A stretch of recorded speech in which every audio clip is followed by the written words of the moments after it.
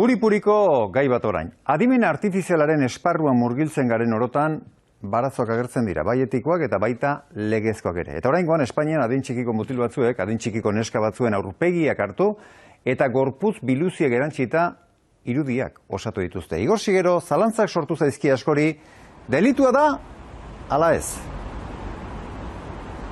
Bai, delitua da, argi eta garbi, hala diote konsultatu ditugun aditu guztiek eta edozein modura garrantzitsuena ez da nola, garrantzia zerk dauka. Hau da, kalte eragin aldiogu inori, egungo legediaren baitan, inork eraso bat jasan ezkero, hainbat zigor aurre ikusten dira jada. Adimen artifiziala, hortaz, erraminte izan da delitu egiteko bidea eman die erabilera txarra egin dute. Beste eraso egiteko teknologia berriaren erraminta hori baliatu dute. Teknologia berri hau arautzen duen legedi zehatzik egun ez da existitzen, baina Europa esparru honetan lanean dabil. Baina berriz diogu, bideak, medioak ez gaitu kezkatu behar, bai delituak.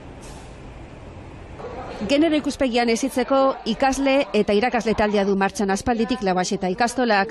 Gaurkoan Extremadurako kasua eraman dute geletara. Ikusi dudaz mutilak zein neskak eskandalizatuta berriagaz. Orduan, zaten duzu, ondo, bideo nean goaz. Baina azken aldian, zentroetan, ikasleen artean, emakumeen aurkako mezuak ugaritzen ari direla nabaritu dute irakasleek. Mikromatxismoak, zaila batxillergoko maietan 16-17 urte inguruen hor nabaritzen dugu apurtxu bat gehiago.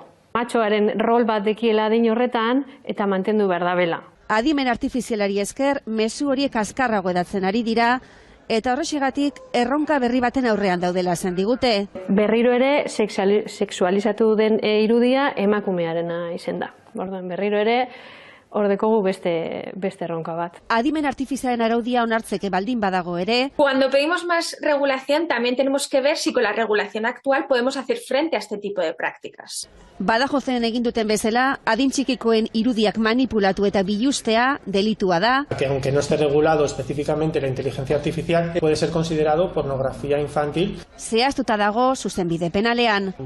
Las penas van desde 1 a 5 años. Eta irudi horiek konpartitzea ere delitua da. Abendurako onartuko du Europak adimen artifizialaren araudia. Baina erabileran baino, etikan eta jabetza intelektualean oinarrituko da.